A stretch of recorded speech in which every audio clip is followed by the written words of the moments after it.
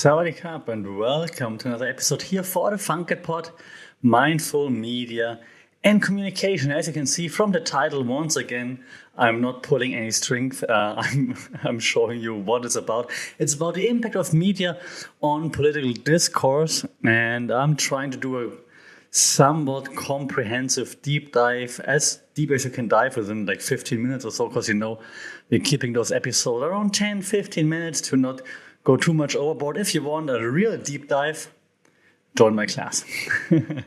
So hey everyone, I'm glad you're back. I'm glad I'm back. I'm glad the show is back. And as I just mentioned in the intro, we're breaking down how media, particularly social media, but also other forms of media, influence political dialogue, right?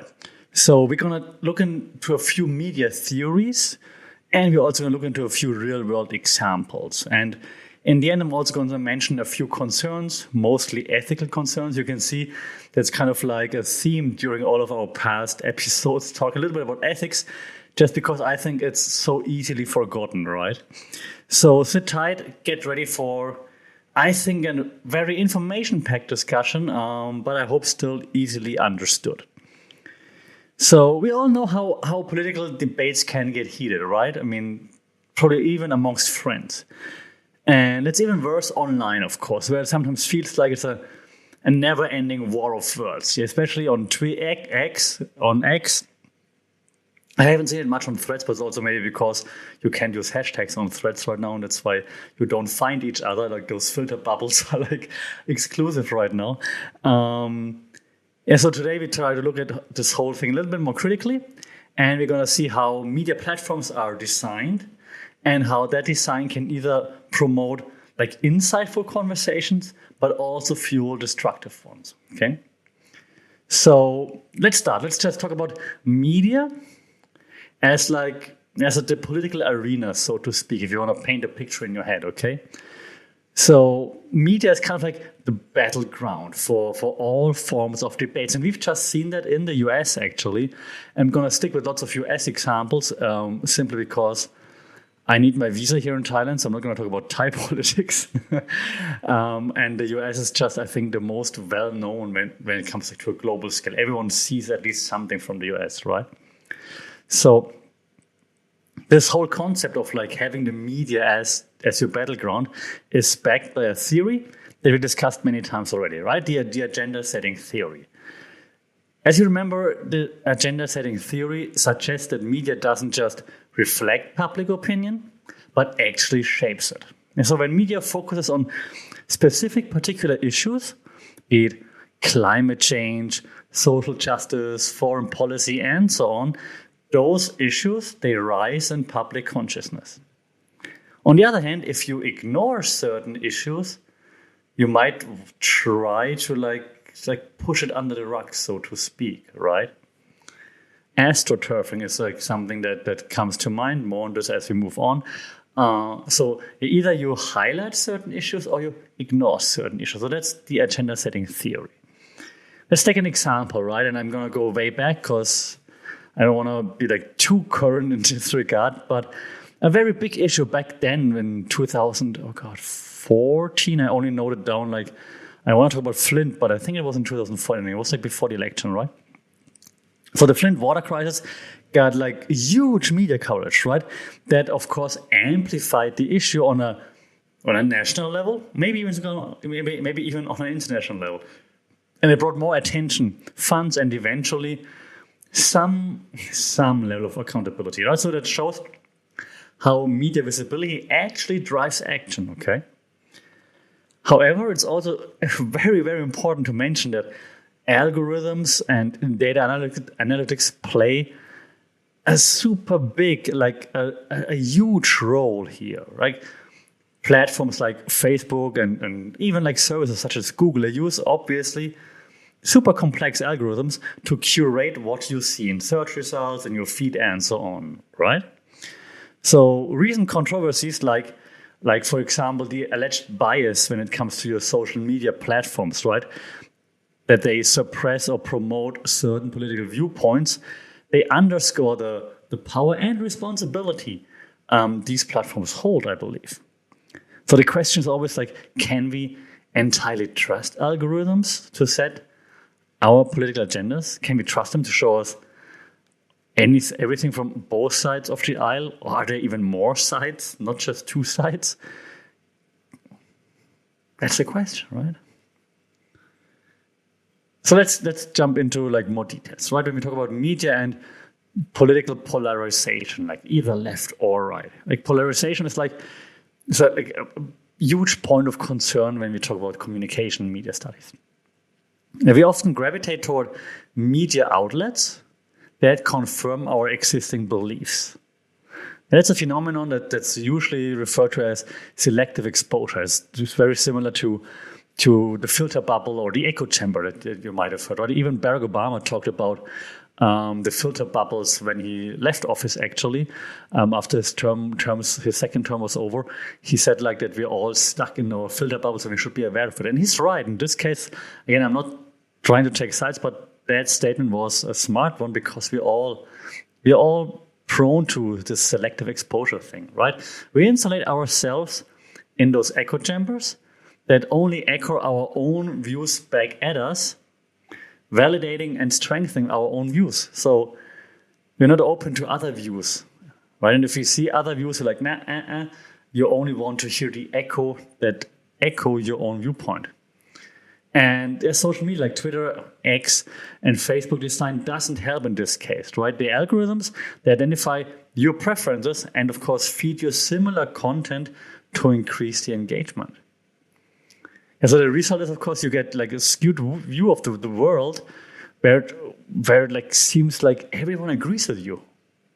And anyone who doesn't is either uninformed or malicious. You're like, yeah, they're stupid. We saw that with the first election, and I'm saying first as if the second one is a foregone conclusion. We saw it with the first election of Donald Trump. Everyone was like, nah, he's never gonna win. Like everyone on the more left side of things, like, yeah, no, Hillary's got it, and so on. And then everyone acted like surprised, while everyone more on the right side of things was like, yeah, we got this, ooh, let's go. So, echo chambers at work. A case in point, even more, is the role that social media played in Brexit. Like as a European, right, looking at the Brexit campaign. Like studies show that both sides of the aisle were subjected to a form of like algorithmic curation that led to like increased polarization. Like either the stay supporters and the leave supporters, right, staying in the EU or leaving the EU. And this led to like huge polarization, like they're hating each other, right? So social media platforms may argue they're neutral, but the way they're built has like non-neutral consequences. So, of course, Facebook doesn't actively say we, Facebook, want Great Britain to leave or to stay. But the algorithm that Facebook utilizes this echo chamber phenomenon, right, to drive more engagement. So, of course, Facebook doesn't care about left or right. They just care about engagement. So that's the issue here. And we can see there's, of course, lots of influence on political movements and also elections, obviously, right? Let's start with like when I was at uni, like the Arab Spring, for example, right? We saw now not too long ago Black Lives Matter. So social media has changed how movements like mobilize and operate. And one of the theories that explains that, and we talked about this in the previous episode already, is the two-step flow theory. And this one suggests that media affects a few opinion leaders first, who then in turn influence others because, well, they're opinion leaders. In the age of reposts and shares and so on, this influence can be pretty immediate and pretty widespread, of course, right? If the influencer has like a huge reach. And it's not just movements. Elections are, of course, also like increasingly fought online. Right? You remember the 2020 elections, of course, candidates used social media more than ever before, not only for campaigning, but also, and it was very annoying, for discrediting their opponents, right? And this now ushers in, I think, ethical dilemmas. Like where lines between campaigning and misinformation, they blur, right? again, I'm not taking sides, but for example, like, oh, Donald Trump, Russia, and so on, right? Like, you campaign for yourself, but you're also throwing shade, nothing else, at the other person, right? So are we choosing our leaders? Are we doing this, or is the algorithm doing it for us? Is the question that's built up on that, right? And oh god, yeah, now we're gonna cancel. But no, don't forget the trend of cancel culture either. Yeah, politicians and public figures are now more accountable for their actions and words. Good. But they can also be the target, of course, of internet mobs just based on snippets of information taken out of context. Now, where do we draw the line between accountability and online witch hunting? And I know as soon as I say that, you're like, oh, you sound like Tucker Carlson or whatever. And I'm not even a big supporter of Tucker Carlson or of whoever, Joe Rogan or whatnot. But I do see that lots of times when they are about to be cancelled, or when people try to cancel them, it's just based on snippets, never based on the whole conversation. Right? That's a problem. It's even a problem, and I don't want to admit it because I don't like the guy. I don't like Andrew Tate. Okay, so if you're like a top G university, like Hustlers University alumni, there's a door. So I don't like the guy. However, all the criticism, the shade, the cancel, the mobs, it's always based on like conversations taking out of context, like snippets. If you would listen to the whole thing and then you would try to debate him, I'd be all for it, on your side, because I don't like the guy. But you cannot try to cancel him for like 5 minutes out of like a... And yes, if he meant it, then yes, you can, of course. But what I'm saying is we're seeing snippets of conversations that fit into our echo chamber, in our filter bubble, right? Either we're seeing positive things about Andrew Tate, Joe Rogan, Tucker Carlson, not that they were the same people, just saying it, or we're seeing something negative about those people. So the line between like accountability, witch hunting is like difficult to draw.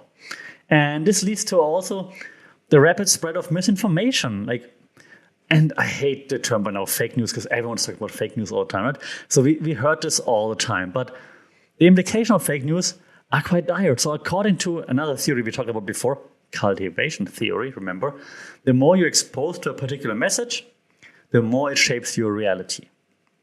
Yeah, unfortunately, this theory is very often exploited to spread misinformation. Like, remember the Pizzagate thing, the Pizzagate conspiracy theory? It was a clear manifestation of how misinformation can escalate and even lead to real-world violence. And again, I'm not taking sides, because you can see I'm picking examples from either side, right? Same with the Russia collusion, right? So you repeat the claims, Pizzagate, Russia collusion, and so on, in the hopes that everyone just believes you. Yeah, another factor here is motivated reasoning. Yeah, so cognitive bias, that lets us readily accept information that confirms our beliefs and scrutinize information and challenges them. Just think about it for a second. This sounds actually okay, right? Motivated reasoning sounds like, yeah, I do motivated reasoning. Yeah, again, it's a cognitive bias that lets us readily accept information that confirms, that's the problem, our beliefs and scrutinize information that challenges them. Okay? So this is how conspiracy theories like QAnon find like very fertile ground on social media. Yeah, platforms are, again, designed to maximize user engagement, just like with the echo chamber, right? And nothing engages people more than sensational and emotive content, right? There you go. And here's the kicker of all of that, right? You see how much it matters to me. Misinformation is not just a fringe problem. It's being utilized as a political tool by state and non-state actors alike, from again, the Russian interference in US elections, to disinformation campaigns about Brexit, the manipulation of public opinion via social media. It's a geopolitical strategy by now. It's like just part of your toolbox by now, which is insane, right? Misinformation is just part of your toolbox. This leads us to the role of those hyper-partisan media channels, right? They have become like experts at exploiting human psychology. And they serve as news not just to inform, but to entertain and often, let's be honest, to enrage. And so this type of media environment supported by platforms that profit from high engagement levels polarizes society even more. Again, it's all about the engagement. They don't care left, right, whatever. The more engagement, the more outrage, the better. And it doesn't matter which side it is, like Fox News, MSNBCs, or even like platforms like what's it called? The All American News Network, OANN or something, right? They all benefit from a divided audience. And I've been beating the drum forever. But so by continually providing content that appeals to specific groups, to the sensibilities of the specific groups, they guarantee themselves a dedicated and an engaged audience that keeps viewing it. Okay? This is probably good for business, but what does it do to democratic discourse is the question. Now I almost sound like Russell Brennan, I can't believe it. More later on Rumble. No, I'm kidding, it was a joke. But you see what I'm saying, right? And it's obviously not just traditional media, right? It's YouTube channels, podcasts like this one that not like this one, just podcasts. Like this one is a podcast. They push like extreme views are gaining immense popularity. Alex Jones. The rabbit hole of like those algorithmic recommendations can quickly lead you from a moderate standpoint to a far more radical one, often without even realizing it. This now leads me to promoting responsible political discourse. How do we do this? So what can we do as media consumers? And I want to rely on another theory we discussed before, reception theory. This one suggests that media isn't a one-way street, right? We know that. Audiences actively interpret and make sense of the media that they consume, hopefully. So first off, you got to be aware of your own biases and how they influence your interpretation. Next step would be to make an active effort to break out of your ideological silo. Yeah, you gotta engage actively with different viewpoints, not to win an argument, but to understand a different perspective, and that's important. This doesn't mean giving up your values, but it's more like broadening your understanding of issues, broadening your horizon, so to speak. And lastly, and I said it in the last episode already, before sharing any piece of information, just double check if it's authentic. Doesn't mean you should share less, it just means just double check, just to make sure. Because every time you share something, you're part of the ecosystem, of the media ecosystem, right? With the power to either like elevate or degrade public discourse. So just double check for my sake, for our sake. And so the onus for responsible media consumption lies with everybody who's participating, is what I'm saying. So we've covered quite a lot now in the last 10, 15 minutes, and we talked about like how media sets our political agenda to psychological tricks it uses to keep us engaged, and that impact obviously is vast and complex, right? The first step to being more responsible in this very heavily media-saturated environment is, of course, being aware of all these influences.